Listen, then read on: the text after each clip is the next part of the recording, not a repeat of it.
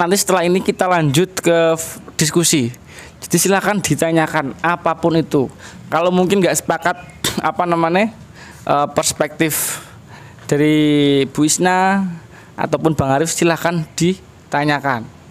Seperti kata-kata saya, lebih baik menghidupkan lilin sekecil apapun daripada mengumpat di dalam kegelapan. Nah, itu difikirkan terus. Dalam artian silahkan berani bertanya. Jadi apa yang kalian pikirkan itu silahkan dituangkan. Seperti disampaikan oleh Bang Arif tadi, segala sesuatu yang belum terjadi atau belum nyata itu belum tentu tidak ada, ataupun nanti bisa tidak ada, semacam itu. Jadi silahkan bertanya. Ada yang ingin ditanyakan atau disanggah atau ingin disampaikan, ditambahkan, monggo. Masalah mungkin? Oke. Ya, terima kasih atas kesempatannya. Jadi diskusi hari ini sangat menarik dan mengingatkan saya dulu pas waktu masih kuliah bagaimana kita itu berbicara soal manusia ya. Saya tersentak dengan yang disampaikan tadi oleh Mbak Isna, bicara tentang orientalisme terkait modernisme dan postmodern, karena ya ini udah lama banget Mbak diskusi terkait masalah ini, dan mungkin nanti ketika ada yang salah bisa diluruskan ya Mbak ya. Ali merus. Sirotol mustaqim tadi ya Mbak ya. Ucat urat. Ya, jadi memang saya sepakat dengan yang disampaikan oleh Mbak Isna bahwa pola pikir kita yang disampaikan oleh tadi Bang Ari terkait masalah jadi diri kita itu sekarang sudah dipengaruhi oleh dunia luar. Bahkan kesannya kita itu kita nggak tahu kita jadi diri kita itu apa, sehingga kita itu mudah dimasuki oleh budaya-budaya luar. Kalau gampangnya itu gampang gumunan Mbak. Dan ini juga tidak serta-merta kita bisa langsung seperti ini. Tadi prosesnya sedikit banyak disampaikan oleh Mbak Isna bagaimana orientalisme, konsep modernisme juga terkait masalah penjajahan mempengaruhi pola pikir kita. Kalau kita bicara orientalisme seolah-olah kita bicara seolah-olah itu orang Kristen yang ada misi misionaris untuk untuk mendeskripsikan Islam ya. Padahal kan tidak hanya sebatas itu ya Mbak ya. Kita bicara soal budaya, bagaimana budaya ketimuran itu seperti apa, dan arahnya apa, bagaimana orang-orang barat itu seolah-olah pengen kita yang superior, orang timur lah yang inferior, dan itu ternyata berhasil. Kalau yang disampaikan oleh Ali Syariat itu gini Mbak, mungkin bisa dalam buku ideologi kaum intelektualnya. Jadi ada proses selama 150 tahun bagaimana bangsa barat itu mengupayakan bagaimana orang timur itu bisa dihegemoni oleh orang barat dengan konsep modernitasnya.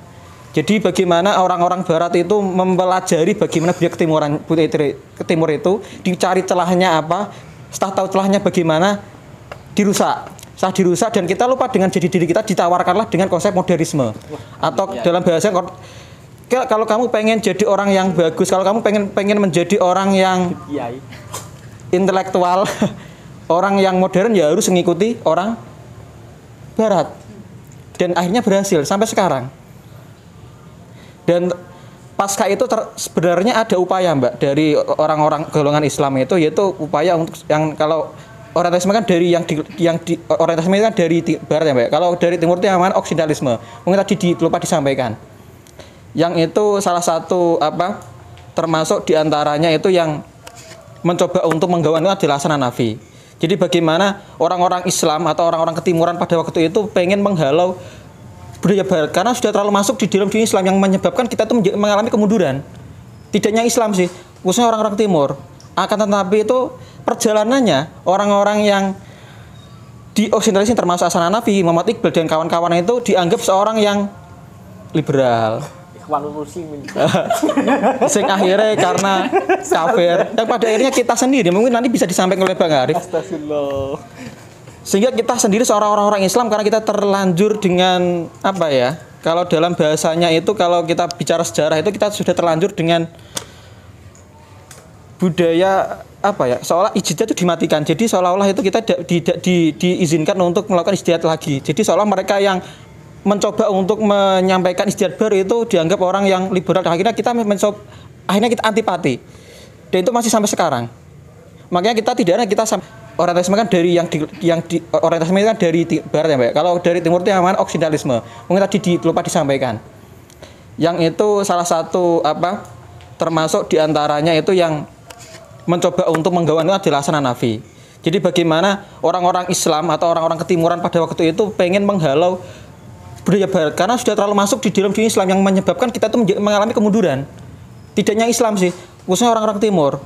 Akan tetapi itu perjalanannya orang-orang yang di Oksidentalis termasuk Hasan Hanafi, Muhammad Iqbal dan kawan-kawan itu dianggap seorang yang liberal. Sing akhirnya karena kafir dan pada akhirnya kita sendiri mungkin nanti bisa disampaikan oleh Bang Arif. Astagfirullah. Sehingga kita sendiri seorang orang Islam karena kita terlanjur dengan apa ya? Kalau dalam bahasanya itu kalau kita bicara sejarah itu kita sudah terlanjur dengan budaya apa ya? Seolah ijtihad itu dimatikan. Jadi seolah-olah itu kita diizinkan untuk melakukan ijtihad lagi. Jadi seolah mereka yang mencoba untuk menyampaikan ijtihad baru itu dianggap orang yang liberal. Akhirnya kita antipati. Dan itu masih sampai sekarang. Makanya kita sampai sekarang masih mengalami kemunduran. Dan efek orientalisme terkait tadi yang disampaikan Mbak Isna tadi terkait modernisme sampai sekarang masih kita rasakan. Jadi seolah kita itu sampai sekarang masih inferior, Mbak. Inferior seolah-olah kita itu apapun itu yang baik adalah barat. Kita itu kurang baik. Bahkan paling sederhana secara berpakaian. Orang-orang kita sekarang itu lebih bangga kita berpakaian ala barat daripada berpakaian ala Jawa. Jadi seolah kita itu emang dari awal sudah dihegemoni oleh orang barat supaya kita lupa dengan jati diri kita dan akhirnya dimasukilah dengan budaya baru yang itu dari barat sehingga kita terlupa dengan jati diri sehingga kita mudah sekali untuk dipengaruhi. Dan ditambah lagi karena ini bicara soal tadi ada arahan juga terkait masalah pendidikan dan ternyata ini juga didukung dengan pendidikan kita, Mbak. Kalau saya mengutip itu yang disampaikan oleh Paulo Freire, mungkin Mbak Isna tahulah ya terkait Paulo Freire. Bagaimana Paulo Freire itu mengkritik bagaimana pola pendidikan kita yang sehingga kita itu seolah-olah itu menjadi orang yang kaku, tidak suka berpikir, hanya manutan. Yang konsepnya itu yang dikritik oleh Paulo Freire adalah gaya bank. Dan kita kalau mungkin kita merasakan itu kalau kita di sekolah itu seolah guru itu adalah satu-satunya pusat, sedangkan siswa itu adalah objek. Jadi kita seolah tidak diberikan kebebasan untuk menyampaikan pendapat kita. Sehingga arahnya apa? Kita menjadi orang yang berbicara juga tidak waninan. Yang endingnya apa? Kita menjadi orang yang tidak kritis. Sehingga akhirnya Paulo Freire itu ada teori baru mengenai yang namanya hadap masalah. Tadi disampaikan oleh Mbak Isna. Jadi salah satu solusi kita adalah ya tadi mengadakan dialog. Cuman saat ini dialog itu kayak hampir jarang kita lakukan. Bahkan diskusi kali ini mungkin yang berani berbicara hanya beberapa orang saja, Mbak. Karena apa? Karena emang ini sudah terpola di dalam mindset kita. Kita itu seolah-olah itu takut untuk berbicara karena takut salah. Karena ketika zaman sekolah takon ketika salah teman-teman pada dunyorai. Guru langsung wah salah seperti ini. Akhirnya apa? Membentuk mindset kita itu menjadi orang yang takut untuk bertanya. Jadi mindset kita itu tadi itu tidak kritis, tidak kreatif, sehingga akhirnya hanya terima beres saja. Makanya sekarang itu saya tuh lebih konsen bagaimana kita mau membangun tadi yang disampaikan Bang Arif, bagaimana kita itu supaya bisa menguak jati diri kita itu tadi itu melalui pendidikan. Sedangkan pola pendidikan kita seperti tadi lebih condongnya adalah gaya bank. Makanya saya sampai sekarang masih pesimis. Sampai kapanpun kayaknya kita itu pesimis untuk bagaimana kita tahu bagian jati diri kita. Karena apa?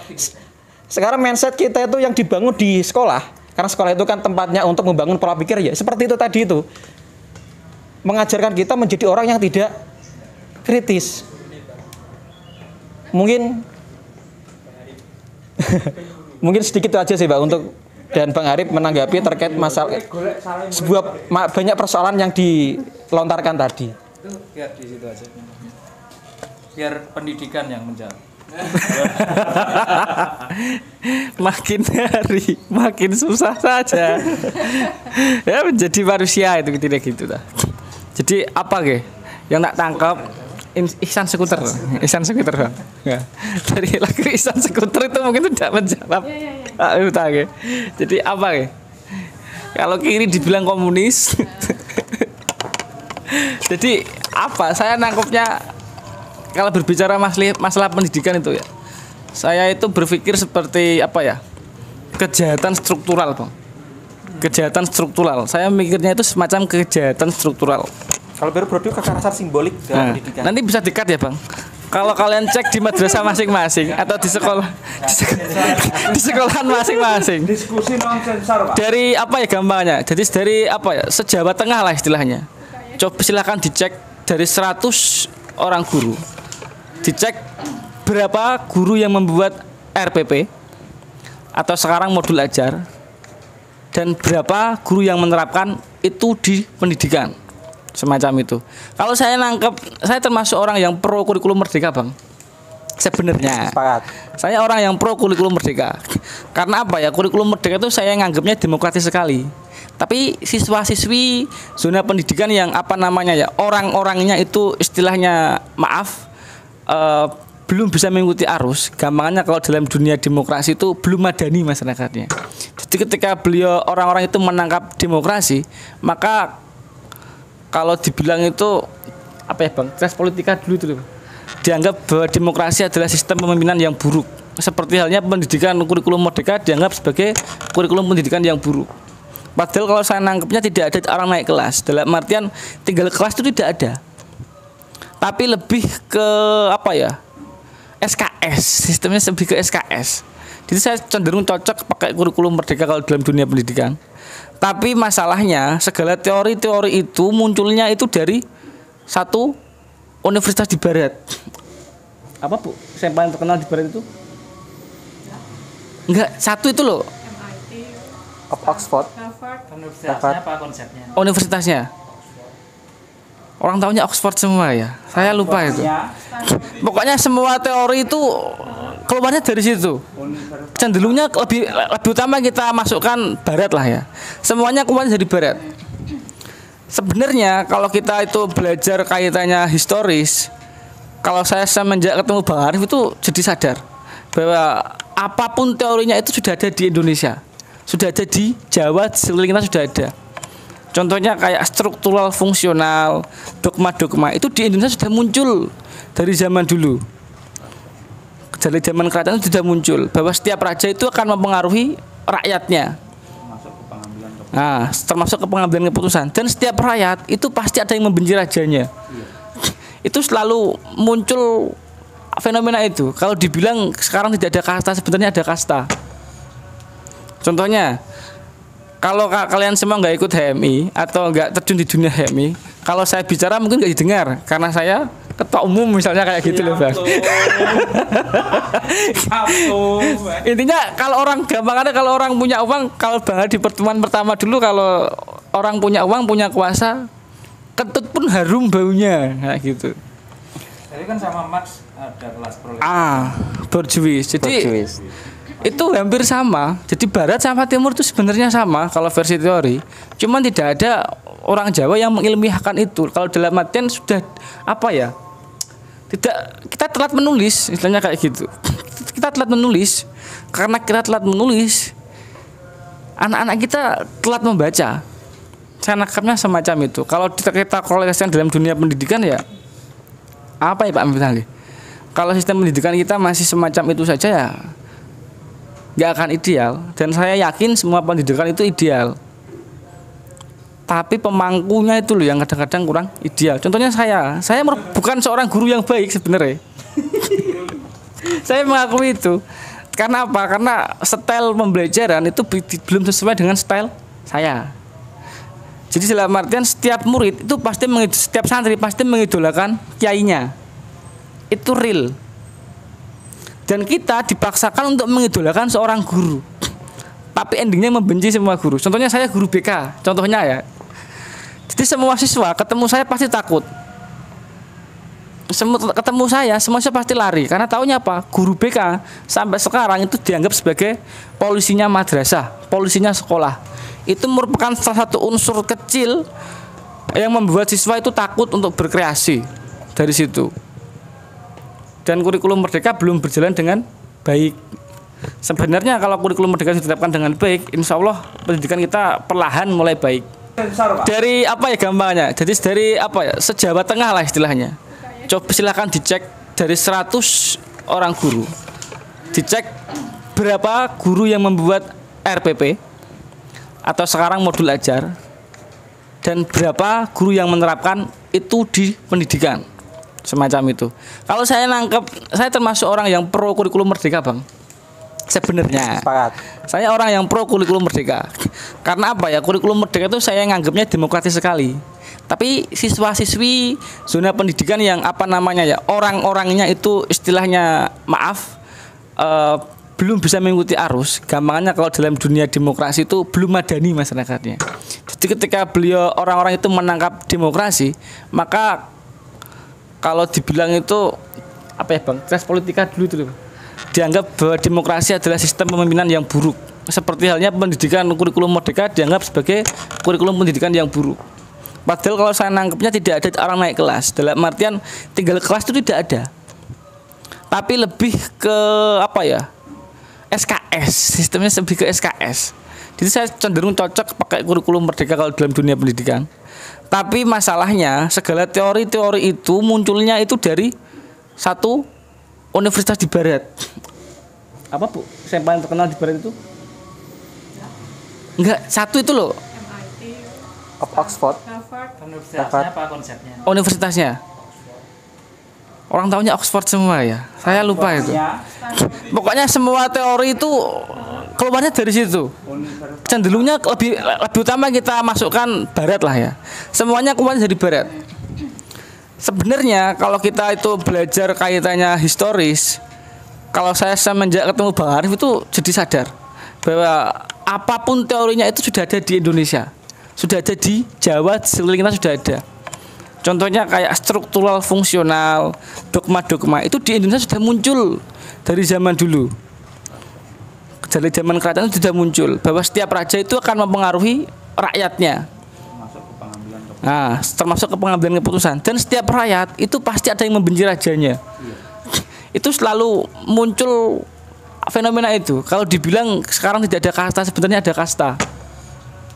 Contohnya, kalau kalian semua nggak ikut HMI atau nggak terjun di dunia HMI, kalau saya bicara mungkin nggak didengar karena saya ketua umum misalnya kayak gitu loh Bang. Intinya kalau orang gampangannya kalau orang punya uang, kalau Bang di pertemuan pertama dulu kalau orang punya uang punya kuasa, kentut pun harum baunya kayak gitu.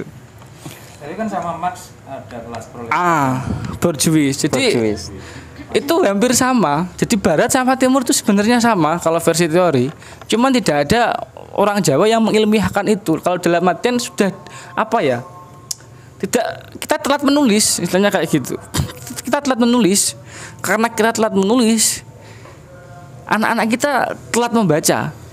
Saya nangkapnya semacam itu. Kalau kita korelasikan dalam dunia pendidikan ya apa ya Pak Miftali? Kalau sistem pendidikan kita masih semacam itu saja ya nggak akan ideal. Dan saya yakin semua pendidikan itu ideal. Tapi pemangkunya itu loh yang kadang-kadang kurang ideal. Contohnya saya bukan seorang guru yang baik sebenarnya. Saya mengakui itu.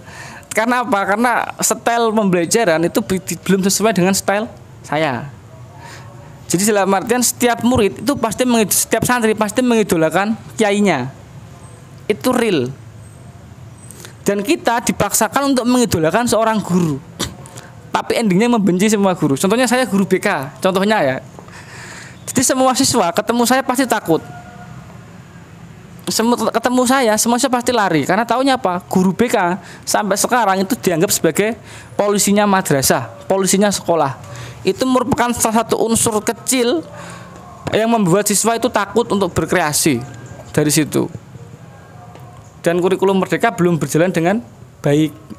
Sebenarnya kalau kurikulum merdeka diterapkan dengan baik, insya Allah pendidikan kita perlahan mulai baik. Dengan konsumsi buku yang tidak sama itu aja. Kalau menurut saya semacam itu kalau dalam dunia pendidikan. Dan saya ingin keluar dari zona itu. Monggo selanjutnya. Yang mau menanggapi ya, Mas ya, Mas Salam ya. Mas Salam. Kayak mirip kayak guru saya fisika waktu SMA. Namanya juga Salam. Selamat. Gimana namanya Salam ya? Iya begitu. Dinu Kompas TV. Banyak kebarannya Sam. Iya. Kata ini dikat. Iya. Iya, itu adalah mungkin saya akan apresiasi dulu ya. Jadi yang dikatakan Mas Salam, kenapa saya suka menjadi pemantik diskusi, karena saya seperti menemukan apa ya, talenta-talenta terpendam itu sudah dipendam lama, tapi dia mungkin nggak punya spare temen untuk nggak punya apa? diskusi gitu kan. Arif salah. Nah gitu. Ini nanti kalau saya jawab secara detail mungkin jadi kuliah postkolonialisme. Saya bersari-sari. Ya, tapi saya akan tadi ada yang membahas tentang Oksidental ya. Jadi konsep Oksidental itu kan kalau misalnya kita bisa menarik dari oposisi biner adanya Orientalisme, itu kan ada Oksidentalisme. Jadi Oksidentalisme itu timurnya, apa barat ya. Orientalisme itu timur. Tapi seperti ini Mas, secara konsep ya, pembalikan posisi struktur itu, ketika kita membalikkan adanya wacana Orientalisme menjadi Oksidentalisme, itu sebenarnya sama saja secara logika kita melakukan cara yang sama dalam hal mendefinisikan. Nah, ini ada teori menarik dari namanya Homika Baba. Mungkin nanti bisa dibaca ya. Jadi bagaimana Homika Baba itu memberikan solusi atau mungkin memberikan suatu istilahnya itu bukan solusi, tetapi menggambarkan bagaimana India itu melakukan antitesis terhadap isu Orientalisme. India itu kan termasuk jajahannya di Inggris kayak gitu. Bagaimana mereka melakukan mimikri, mockery ya. India itu bisa bahasa Inggris lancar, tapi kan dengan logatnya itu namanya mockery. Dia secara gak langsung pasti orang Barat ketika mendengar cara bicara orang India dengan bahasa Inggris sama ya, itu pasti akan geli. Sama kayak misalnya saya ngomong dengan orang Jakarta menggunakan logue, tapi logatku Jawa medok ya. Itu sama kayak gitu. Jadi ada semacam cara-cara yang seperti itu yang diwacanakan untuk bisa yaitu tadi mengcounter opini mengenai postkolonialisme, teori-teori yang seperti itu. Nah, saya menarik ke mengenai pendidikan tadi ya. Sebenarnya saya juga akan jerumus jadi dosen, ini jujur saja. bukan seperti yang dikatakan Bang Arif keputusan mengenai kesadaran gitu. Saya mengambil ini, tapi mungkin Allah memang menakdirkan saya di sana kayak gitu. Dalam artian itu di luar kuasa saya. Jadi kan mengapa manusia itu tidak boleh merasa bahwa dirinya itu superstruktur, karena ya saya mengalami sendiri kayak gitu. Apa yang saya plan itu enggak hancur, enggak sesuai yang saya. Tapi ternyata saya di sana itu menemukan hal-hal yang tidak saya prediksi sebelumnya. Nah, itu mungkin juga perjalanan spiritual dan lain sebagainya. Jadi seperti ini mengenai konsep pendidikan yang sebenarnya sangat pesimis ya. Saya pun ketika berada di dunia pendidikan itu pesimis. Ini saya lalui dengan jalan yang tertatih-tatih. Kalian kalau melihat saya dosen, saya ngajar ya seperti ini di kelas. Ya. Mungkin itu ya pandangannya ya. Ajar di sini, mahasiswa saya aktif bertanya. Tidak teman-teman, saya itu sebagai kaprodi, beban administrasi saya itu banyak sekali. Apalagi kalau akreditasi, akreditasi. Kalian LK itu saya akreditasi pusing, dan itu harus saya lalui kayak gitu ya. Dan sebagai yang bukan di bidangnya, saya sebenarnya agak ogah-ogah, tapi saya punya tanggung jawab akan itu. Jadi kalau dikatakan tadi kurikulum merdeka itu sangat bagus sekali, bagus mungkin untuk siswa-siswanya. Bagaimana dengan pengajarnya? Oke. Bagaimana dengan Pak Arif? Jadi kalau saya katakan di awal, semua solusi itu menimbulkan masalah baru. Tidak ada yang solusi yang dia 100% absolut fix, pasti menimbulkan resisten dan istilahnya itu memberikan konsekuensi baru yang itu tidak disenangi oleh orang yang tidak mendapatkan keuntungan ya. Misalnya saya mengatakan kurikulum merdeka itu bagus untuk siapa? bagus mungkin untuk orang-orang yang dia akses internetnya bagus di kota, akses fasilitasnya memadai. Bagaimana dengan teman-teman Indonesia yang berada di wilayah-wilayah yang dia secara istilahnya itu masih tertinggal gitu ya. Jadi ngomongin fasilitas yang mewah ini itu, jadi idealisme itu kan muncul ketika kita sudah tidak ada masalah dengan urusan perut.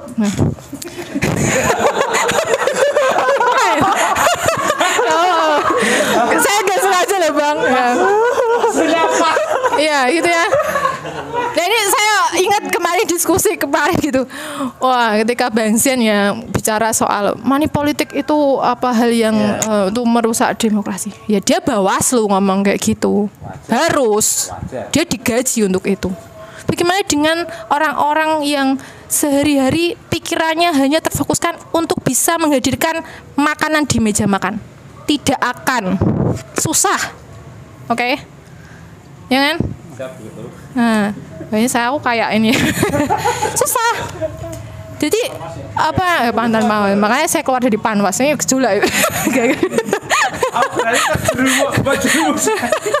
Ya enggak ya. Itu pilihan-pilihan seperti keputusan yang dikatakan Bang Arif. Jadi saya memilih untuk tidak kayak gitu. Itu kan juga problematika orang dewasa ya, berani untuk berkata tidak untuk sesuatu yang memang itu keputusan secara sadar saya lakukan kayak gitu. Nah seperti itu. Nah kecenderungan kita ketika melihat pendidikan ya, terutama saya memotretnya di dunia pendidikan yang tinggi ya, dalam artian perguruan tinggi. Sebenarnya kan kalau bisa kita imajinasikan, universitas itu kan tempat orang berpikir ya, dimana mereka itu berdialektika, membentuk suatu bernegosiasi secara intelektual dan lain sebagainya. Tapi kenyataannya kan sekarang tidak seperti itu. Kurikulum membentuk mereka untuk siap bekerja. Nah, jadi yang disesuaikan kurikulum itu match dengan dunia industri. Bukan untuk wah ini mikir komunis pasti orang FIB loh. Gitu. Pasti tidak punya masa depan loh FIB itu. Oke, saya orang. Jadi kalau di tren di barat itu ya, Fakultas Arts and Humanities itu pasti di rank atas. Tapi kalau di negara-negara berkembang kayak Indonesia, itu paling bawah. Nggak ada minatnya, Pak? Iya, bukan tidak ada minatnya. Itu tadi, secara pengetahuan itu memang dibentuk seperti itu. Dan kalau bahaya, kalau ini banyak peminatnya, ini mengguncang. Stabilan dari penguasa ya. Penguasa saya bukan bilang lagi ini sebagai petinggi-petinggi yang ada di. Ya itu ilmu yang. Jadi kalau di Bordeaux itu kan. Kafir nanti masuk di sini. Astagfirullahaladzim. Jadi saya saya soalnya. Astagfirullahaladzim. Ya, jadi saya termasuk orang yang tidak sepakat dengan adanya linearitas. Saya mengapa lompat ke ilmu humaniora dari pendidikan ke humaniora karena ya itu tadi dalam artian kita nggak bisa lah ngomongin soal pendidikan tanpa lihat kondisi sosial, struktur sosial. Kita munafik kalau kita buta kelas. Pendidikan yang mana? Apakah untuk orang-orang yang punya akses atau orang-orang yang mana gitu kan? Nah, ketika saya belajar sastra pun saya harus mempelajari, bukan butuh ya, tapi harus mempelajari linguistik, filsafat, sosiologi, ya kan? Bahkan psikologi kalau tadi bahas soal Freud ya. Nah, saya belajar sedikit psikoanalisis lah kayak gitu. Cuma saya nggak berani kan. belum. Nah, kayak gitu. Jadi sabar Bang. Kerekam nggak? Aman. Dikat. Ya, jadi itu tadi persoalan yang kompleks kayak gitu. Dan masalahnya kalau kita bicara soal Gramsci ya, saya mungkin ini akan mengkaitkan juga dengan keberadaan kita. Jadi di Gramsci itu kan ketika ada kelas sosial, itu kan ada yang namanya bourgeois, proletar. Di tengahnya itu ada yang namanya intelektual organik. Nah, apa fungsi intelektual organik ini? Fungsinya adalah menegosiasikan antara yang bourgeois dengan proletar. Siapa intelektual organik? Adalah orang-orang yang mempunyai privilege, memiliki pendidikan, dan memiliki daya untuk memperjuangkan kelas proletar. Nah, saya rasa meskipun kita tidak menganut aliran komunisme, tetapi kalau kita berbicara tentang konteks Indonesia, kalau kita buta kelas, ya, buta kelas ini bukan masalah kelas kuliah ya, tapi kelas sosial, itu akan sia-sia gitu. Jadi misalnya orang susah didakwai untuk selalu bersabar. Ya. Bersyukur dan ikhlas. Dosen kemenak ikhlas dalam beramal. Lu itu jargonnya gitu, teman-teman. Jadi seperti itu. Jadi kalau kita memperjuangkan mungkin teman-teman kalau misalnya baca tentang, nggak tahu ya, teman-teman HMI berani nggak baca Tan Malaka gitu ya. Ya, ada yang namanya pan-islamisme. Itu kan berani lah. Itu malah suka ya. Pan-islamisme itu kan mendialogkan antara Islam dengan komunis tadi. Dalam artian ada perjuangan kelas yang dilakukan memang orang-orang Islam. Ternyata perjuangan itu tidak buta kelas kayak gitu. Dalam artian konteksnya ada. Nah, kalau teman-teman merasa bahwa teman-teman bukan terpanggil ya, tapi berada di HMI itu pun ditakdirkan sebenarnya. Bertemu saya hari ini pun ditakdirkan. Saya bertemu Bang Arif, dalam acara The Arif and Friends. Dan juga sore ini itu kan ada konsekuensinya, dalam artian itu tadi kayak gitu. Dan kalau misalnya berbicara soal itu tadi ya, mengenai budaya yang inferior dan lain sebagainya, ya itu adalah itu tadi, berarti kekuasaannya itu memang masih melekat.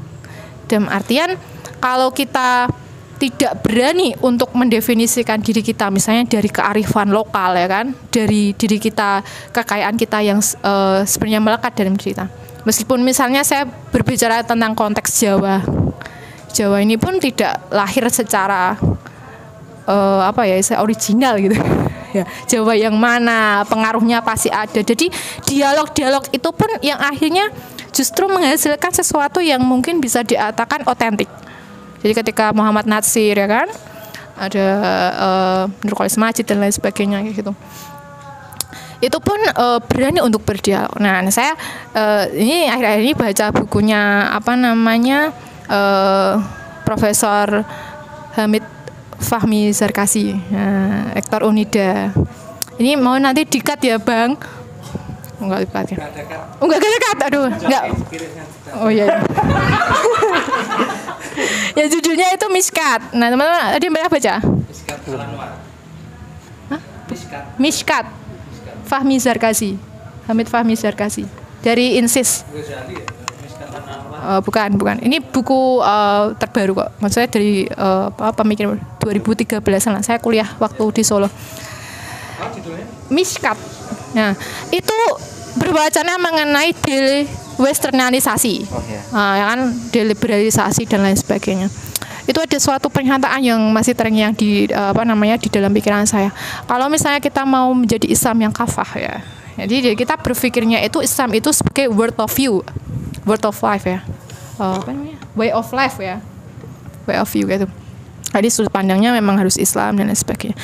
Kalau ada orang Islam yang dia berani untuk belajar, ini konteksnya Barat ya tadi yang saya, karena ini konteksnya dewesternalisasi gitu. Berarti dia konsekuensinya kalau dia terus melakukan perjalanan, dia akan kesasar dan kemungkinan tidak akan kembali. Nah kita mungkin ini aku kesasar tekan dia karena saya mungkin backgroundnya tidak Islam, tapi itu bagus untuk dibaca ya, dan itu untuk itu tadi proses untuk dialog dan lain sebagainya. Jadi itu mungkin yang bisa saya sampaikan, mungkin ada banyak tapi saya sudah sore ya, jadi terhalang waktu gitu ya. Terima kasih. Oke, terima kasih. Semoga kita sama-sama terjerumus di tempat-tempat yang benar. Selanjutnya untuk closing ceremony tak amanahkan dan tak pasrahkan kepada beliau Bang Arif. Closing ceremony dan juga tanggapan terakhir Bang, karena ini udah waktunya azan maghrib 17. Ya intinya karena kita tadi berada di multidimensi antara ada rasionalitas dan rasa, ya kita harus seimbangan itu. Artinya ya aktivitas, ya kontemplasi, ya spiritual, ya jasmani.